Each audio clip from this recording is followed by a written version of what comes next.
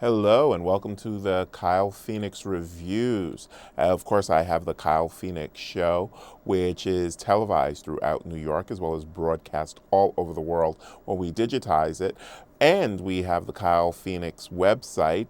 We have our title bar right here at the bottom. So if you want to look it up or send me an email about some of the things that we're going to be discussing in the reviews. So I just want to jump right into the reviews. Our first review, I'm going to do classic movies, books, music, all kinds of wonderful things, even events I go to. There are some events I'm planning on going to, and I'll make them long, but I'm going to try to keep these in a very short amount of time, so I'm going to go a little bit fast here. So my first review is Silence of the Lambs, one of my favorite all-time films. So let's see a clip of it.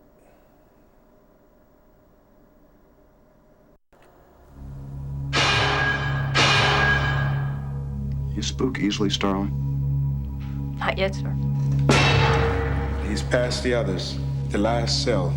I'll be watching. You'll do fine. A killer is on the loose. Keeps them alive for 3 days. Then he shoots them, skins them, and dumps them. A rookie FBI agent is on his trail. He's got real physical strength, cautious, precise, and he's never impulsive. He'll never stop.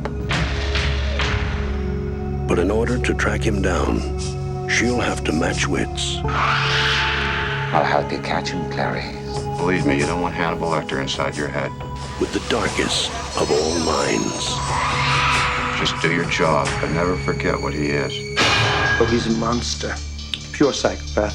So rare to capture one alive. So close to the way you're gonna catch him. Do you realize that? Oh, Clarice, your problem is you need to get more fun out of life. You told me you don't spook easily. You call this easy, sir? Lecter's missing an arm. Man's a raving maniac. Who knows what he'll do?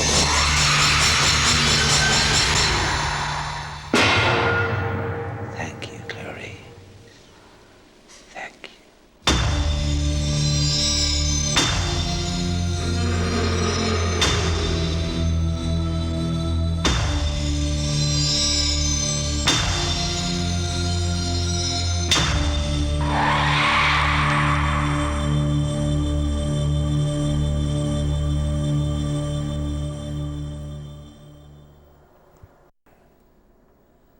And we're back. So, Silence of the Lambs came out in 1991, starring Jodie Foster, Anthony Hopkins, Scott Glenn, directed by Jonathan Demme.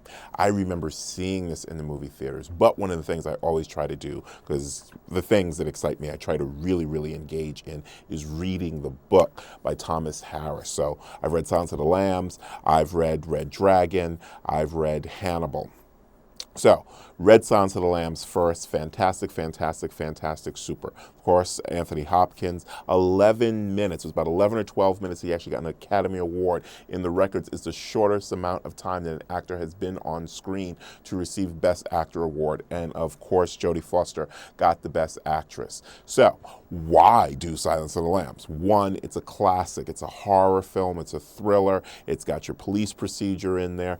And really, when you start looking at some of the shows like NCIS, Criminal Minds, it kind of got that whole ball rolling 20 years ago of the behavioral unit of the FBI looking into the minds of serial killers. We'd, of course, had serial killers in the world before that, but it hadn't been kind of classified in such an elegant, incredible way where the killer was so engaging. So let's talk about Jonathan Demme's direction. It moves. Jodie Foster looks fresh-faced. She looks like a newbie. She looks very innocent, earnest, young. He calls Anthony Hopkins, Hannibal, calls Clarice a little cowpone that, wearing her cheap shoes. So we really engage in this because we've all had the experience of being the new person somewhere, especially the new person at a job, especially trying to do something important. Scott Glenn as her superior he has all of this faith in her, and it turns out he's actually playing a ruse against Hannibal, trying to get some information out of him. So in a way, Jodie Foster, as she looks to us, jail bait is a form of bait to Hannibal Lecter that Scott Glenn has tossed to her, Jack Starling has tossed to her. So This is why it's such an engaging movie. Then, of course, Jonathan Demme slowly builds the tension because we're really not sure quite what's going on. Is Hannibal just screwing with her?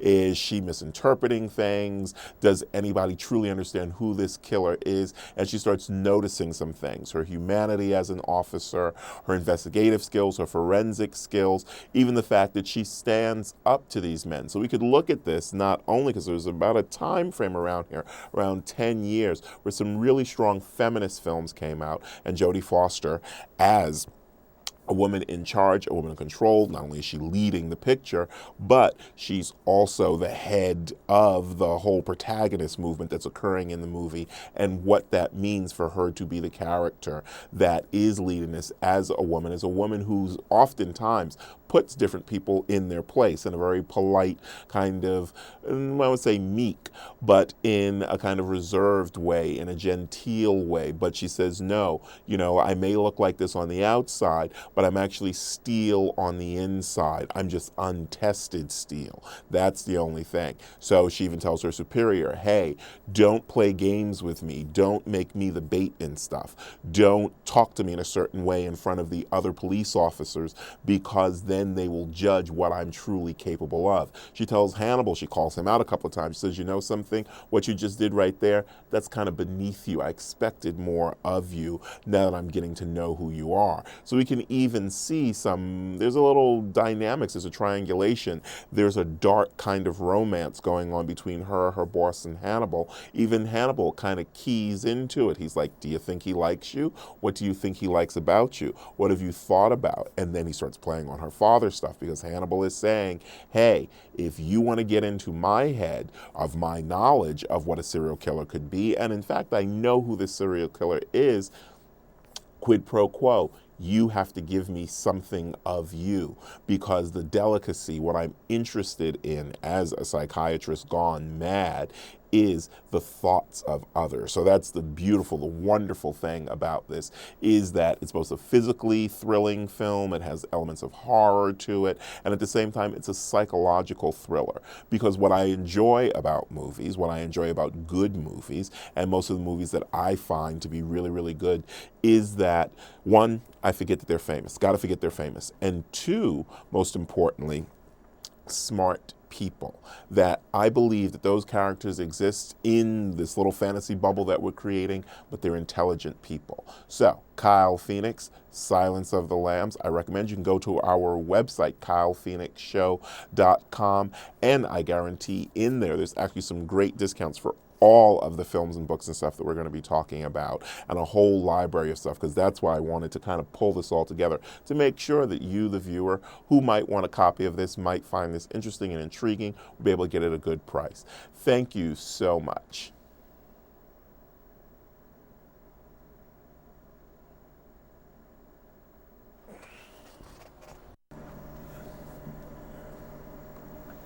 Hello, and as always, I'm your host, Kyle Phoenix, and you're on my website, you're on my television show, and we're being broadcast, and you see that we have our website information below, kylephoenixsite.com. You can contact me at kylephoenixshow@aol.com. We're in Metacafe, we're in Sleepo, we're in High Five. But let's get right into our review. This is one of my all-time favorites. I discovered this back in 2001. I'd taken off some time from work, and I was tooling around on Amazon, on eBay, and I found this, The Kingdom. So what is this? It's from Denmark, Lars von Trier, one of my favorite directors. I just seen a couple of his films, and I said, really like this. It was a few dollars. I actually ordered it in VHS tape. So it arrives. It's approximately 8 hours. I stayed up all night watching the 8 hours. Now, here's what I'm going to tell you about The Kingdom Part 1. This is actually the DVD cover. That what initially happens is that it starts out slow, and they're speaking in Danish and everything, and you're like, hey, where's this going? And it builds, and it builds, and it builds. And there's first one little odd thing, and then there's two odd things, and then there's three, and then you're in the second episode, and it builds, and it builds, and it builds. I'm just going to show you a portion of it and some of the stars of it, and then we'll talk about the kingdom, and then the kingdom part 2, which is even just more zany and crazy.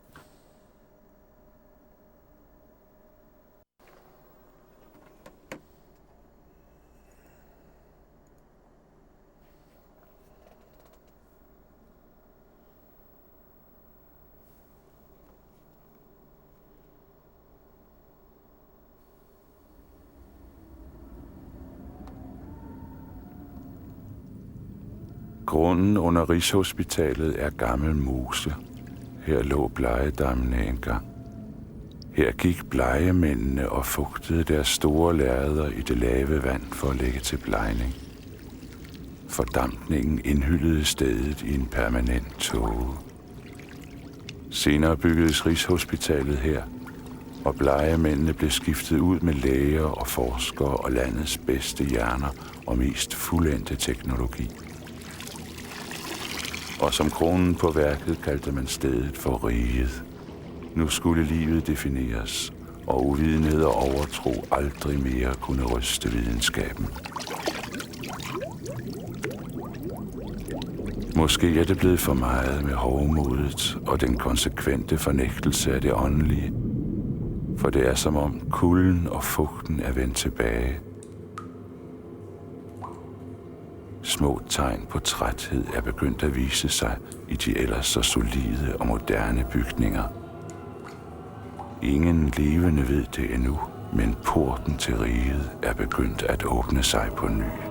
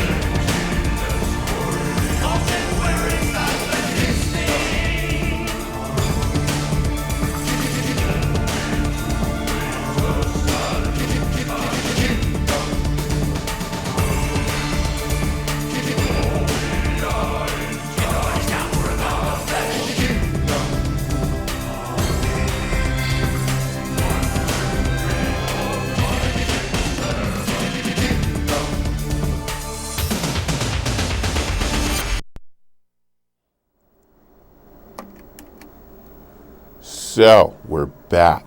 Yes, the kingdom. Lars von Trier. Let me lower the volume a little. Okay, so, set in Denmark. It's about the early 90s. This huge hospital. ER, so you've got the whole staff. You've got about a dozen people in the hospital that the show is focusing on. Lars von Trier. So it starts out kind of normal. So you see the camera work is a little shaky. It's a little playing with everything. What's the beautiful thing about foreign films and foreign, it's actually first broadcast as a television series in Denmark, is that you don't recognize any of the people. There's very rarely somebody that we would know here in America in a lot of these productions. So for me, that adds a fresh value to it. What comes from the kingdom is that, it's feeling a little ER-ish, it's feeling a little Trapper John. You've got the rebel doctor, you've got the doctor he's attracted to, you've got the nurses, you've got the young interns, you've got the bumbling head of the hospital, and then there's a spiritualist, a psychic, who has her orderly, so she's a hypochondriac and she's constantly in the hospital. Then we have by Ernst Hugo, played by Ernst Hugo, Dr. Helmer, a racist or a nationalist actually, who comes into the hospital as the head of the department, and he has very tight rules, and he's also very ambitious in a darkly ambitious kind of way. And then slowly stuff starts happening. So in the basement, out of nowhere, we have two mentally handicapped young people, teenagers, who obviously have some form of Down syndrome or mental retardation, and yet they're discussing the stuff that is happening above them that they would have no knowledge of, working in the basement, washing dishes, and then they start discussing the future of the characters. And you're like, whoa, wait a second. So, number one, Lars, is von Trier is pulling that what we would normally associate with retardation, they're doing menial work, basic work, and yet on some level they are more connected to what's going on in the kingdom than the people in the kingdom. Then there's an ambulance that's constantly racing through the driveway, through the highway, and yet never shows up. It's a ghost ambulance. And you're like, what? Wait. So now people start noticing stuff happens. Then a doctor, she gets pregnant. She discovers she's pregnant one day. She says, it happened on vacation. She was with somebody, and it was a quick thing, and that affair is over, and now I can be interested in you, this new doctor. And, their relationship is starting to go. And then, she's a little pregnant. And then she's a little bit more pregnant. And she's a little bit more pregnant next week. And then she's twice as pregnant a few days later. And then she's 3 times as pregnant, and she's coming to full term in such a short period of time. And you're like, okay, something's going on here. Something's really, really going on here. Then there's a ghost running around this little girl. This is what got Stephen King interested in redoing this here in America. So it was redone in America, it was broadcast.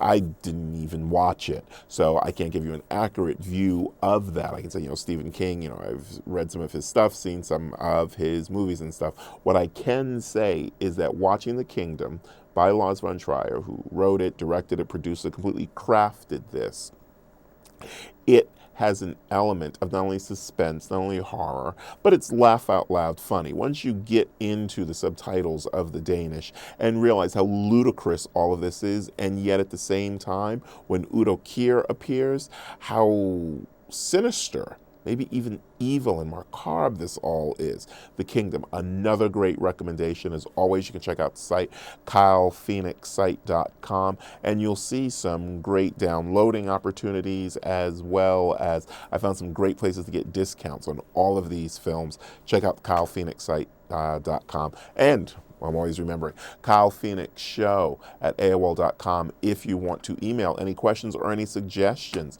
for things for me to review. Thanks so much and have a good day.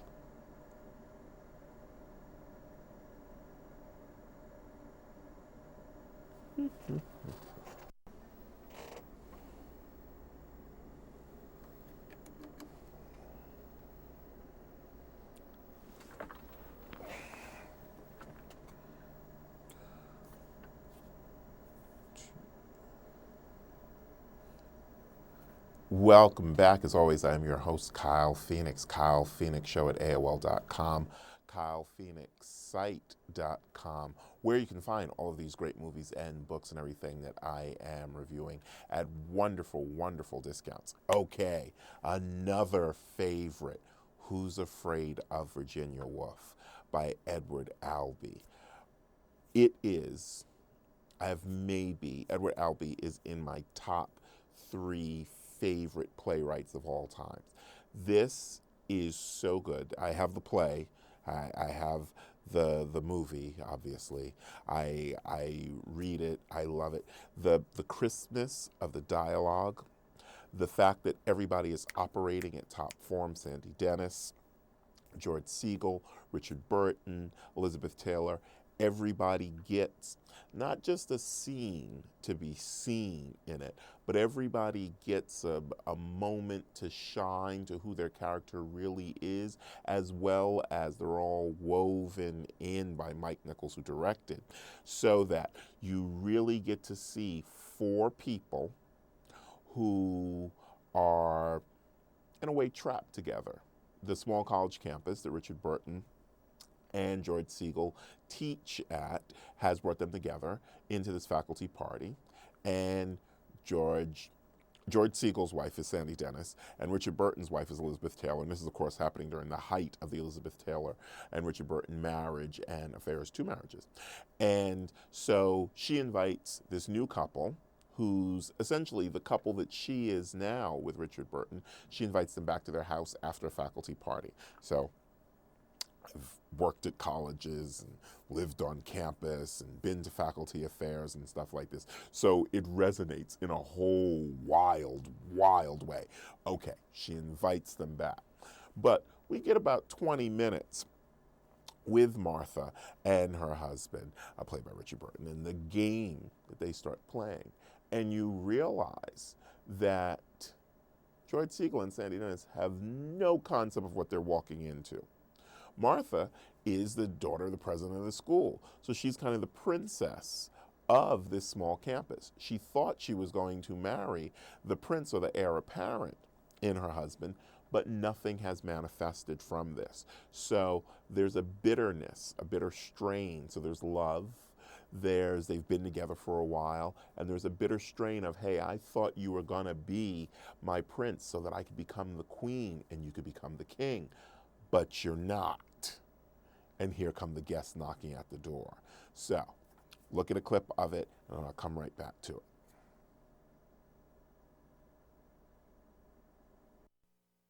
Who's afraid of Virginia Woolf? Virginia Woolf, Virginia Woolf. Who's afraid of Virginia?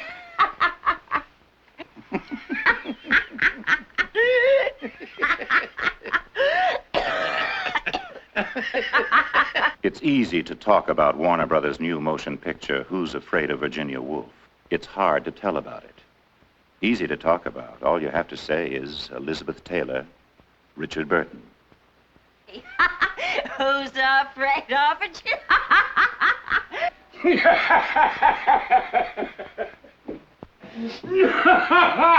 He's the associate professor of history. She's his wife. The essence of Ivy League charm to students and friends who don't know them well. George Siegel, Sandy Dennis are the newcomers led by their charming host and hostess to the hell that hides behind those ivy-clad university walls.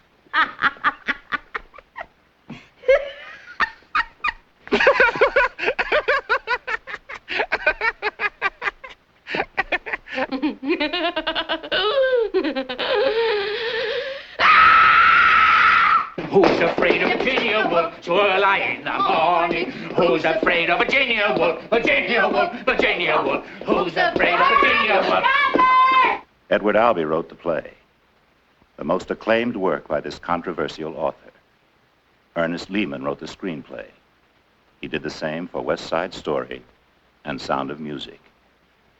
Mike Nichols directs. His unbroken series of theatrical triumphs have given him a position without peer or rival.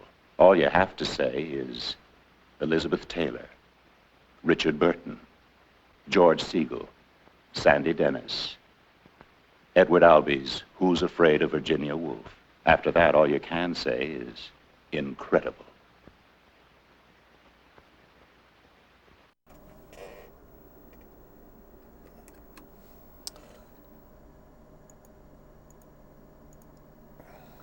So, back. Who's Afraid of Virginia Woolf? Elizabeth Taylor, at the height of her capacity to channel, she gained weight for this role. She gained about 20, 30 pounds, so she's a little doughy. She's a little soft because she's an alcoholic. She's playing an alcoholic in this film. She's playing someone who's kind of been pampered, who kind of gave into her first throw of calculated love, and at the same time found herself passionately in love with her husband, who's something else. What has he done? He weaves this story of somebody who maybe accidentally killed his parents. He weaves the story of how I became I thought I was marrying the daughter of the president so that my path was set, but I made one calculated error. I told the truth about my past. And by telling the truth about my past, my father-in-law has now judged me as fractured, as impossible, as insane. And George Siegel and Sandy Dennis come into this, and they are a reflection of the hope, of the possibility. Even the fact that Sandy Dennis, in the midst of this, she admits, you know something? She's had miscarriages. Or was it a hysterical pregnancy? Or was it both?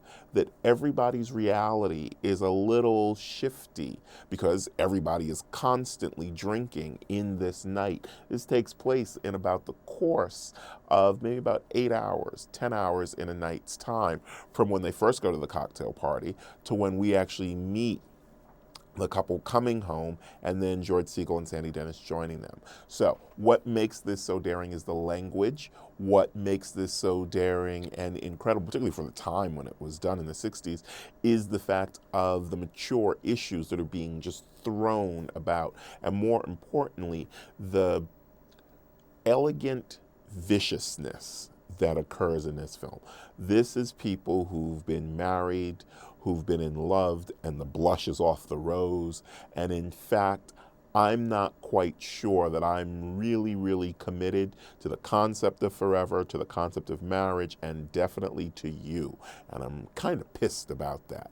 And so I'm going to go at you, and go at each other they do. It's beautifully written. It is beautiful. This is Edward Albee. One of the reasons why he's one of my favorite playwrights is because I actually did this. I looked at the play along with watching the film to see, you know, little minor changes back and forth, but that crackerjack language. So if, I don't know, maybe you're interested in acting, maybe you're just interested in seeing what a good movie is, where you're just seeing pure acting, because you forget after a while. I'm like, you know, I'm watching Elizabeth Taylor, and then I forget I'm watching Martha. I'm watching this insane woman, Martha, who you can't take your eyes away from, where even having watched it several times, knowing the story and everything, I become so engrossed that there's always a new turn, there's a new crevice, there's a new cavern, there's a new something happening in the film, even in their acting. Hey, I didn't see that. I didn't remember this portion. Did that happen before? Just watching four people go at each other. There are two supporting characters. They're just basically in a bar as kind of filler, but their filler even has a lot of the owner of a bar and his wife, where when they intrude upon these four, you realize how insane these four have become with each other in such a short period of time. And therefore, when we, kind of as the interlopers through the bar owner and the waitress, come through, you realize, you know something? We've been pulled into their insane bubble. And the bar owner and his wife, they're looking at the four of them and they're like, there's something wrong with you. And we realize, you know something? We've actually normalized their insanity. And that's the height of art, where you are drawn into it, where you believe it as reality, where in a level you're even willing to defend it as the reality until another portion of the art says, no, look, I drew you into it. Beautiful. Masterpiece. Who's Afraid of Virginia Woolf?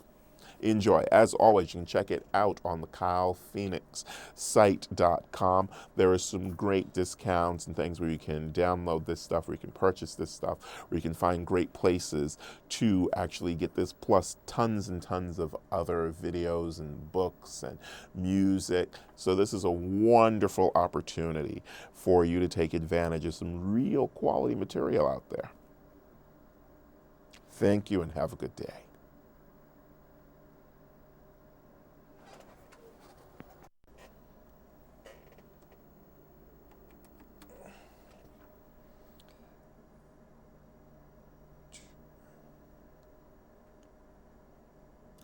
Welcome to the Kyle Phoenix Show, Kyle Phoenix Review. So what we're actually doing is we're reviewing movies and videos and books and a lot of great stuff.